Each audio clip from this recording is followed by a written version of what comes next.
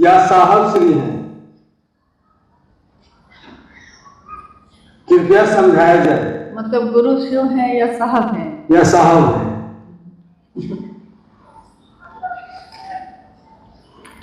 जिस धरती पे हम लोग बैठे हैं, बुद्ध की धरती कही जाती है ये।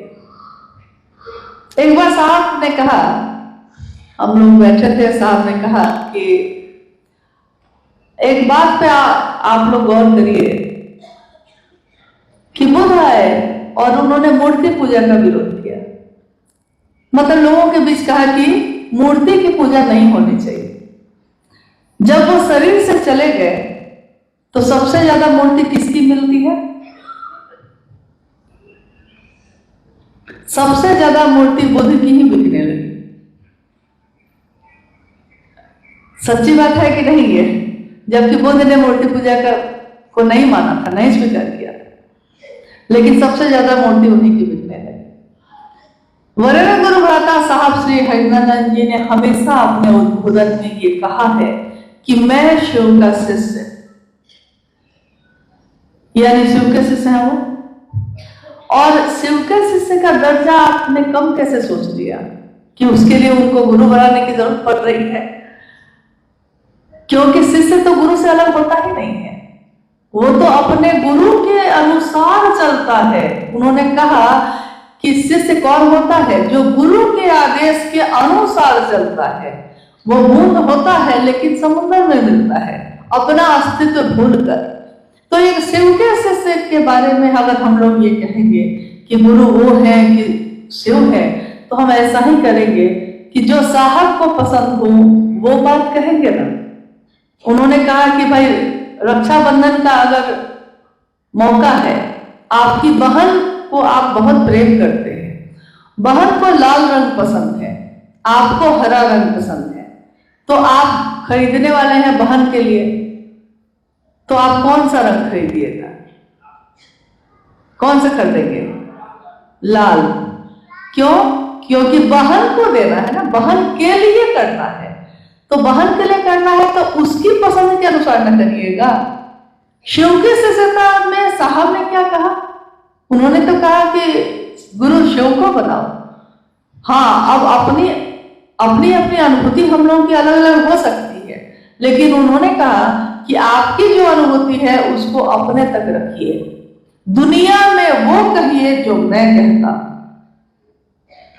मुझको आप जो समझते हैं समझिए, लेकिन लोगों को वही कहिएगा जो मैं कहता हूं। एक घटना है छोटी सी। उस समय साहब कठरमल में रहते थे और चर्चा स्थल से लौट के आए थे। तब तक कोई गुरु भाई आया, मंडल सर वहां बैठे थे।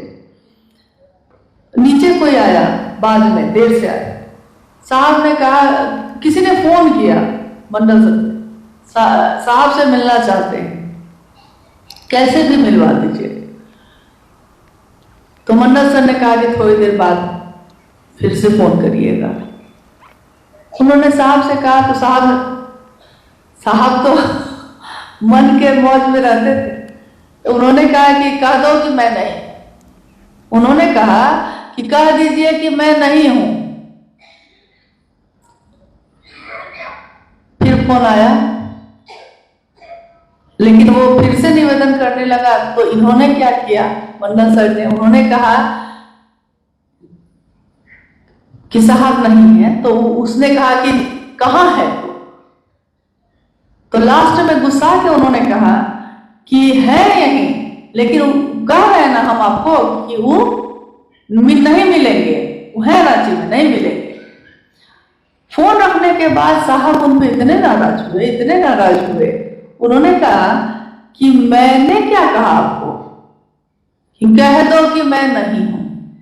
आपको क्या कहना था कि मैं नहीं हूं, लेकिन आपको तो क्षेत्र में आदमी बनाना था ना।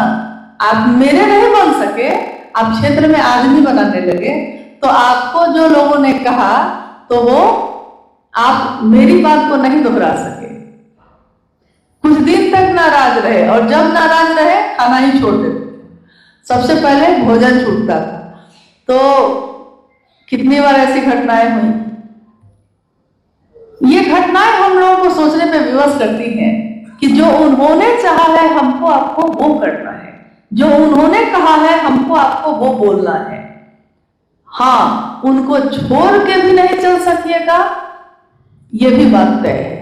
उनको छोड़ के तो नहीं चल सकिएगा, क्योंकि शिव के गुरु स्वरूप की बात इस विश्व में जब जब होगी, साहब की बात तो होगी ही होगी। लाख आप मिटाना चाहिए, अब ये मिट नहीं सकेगा। छाप तिलक सब छीने, छाप तिलक सब छीन गया। किस कारण से? तो से नैना मिला के। उन्होंने ऐसा नैना मिलवाया महादेव से कि महादेव भी नहीं छूट सकते हैं और महादेव से जोड़ने वाले भी नहीं छूट सकते हैं।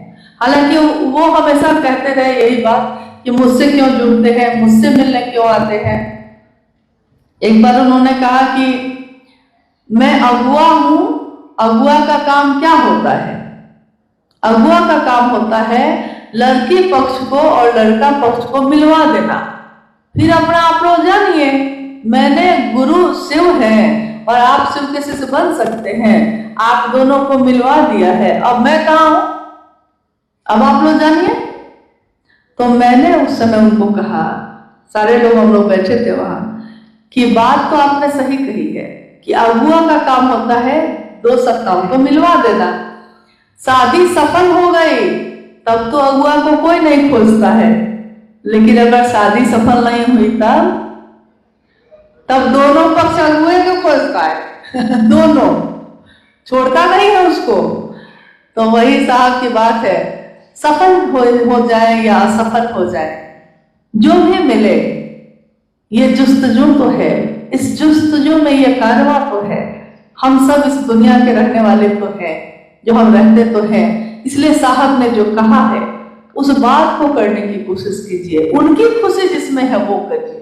उनकी खुशी है कि आप शिव का नाम लीजिए, लेकिन उसके साथ साथ ये किसने कह दिया कि साहब का नाम मत लीजिएगा? क्योंकि अगर ये शिव गुरु का मंच है, अगर ये शिव गुरु की शिष्टता की बात है, तो इसमें साहब दीदी का जिक्र अगर नहीं होगा तो ये कुछ वैसा ही हो जाएगा कि फूल तो खिले हैं, सुगंध ही नहीं है।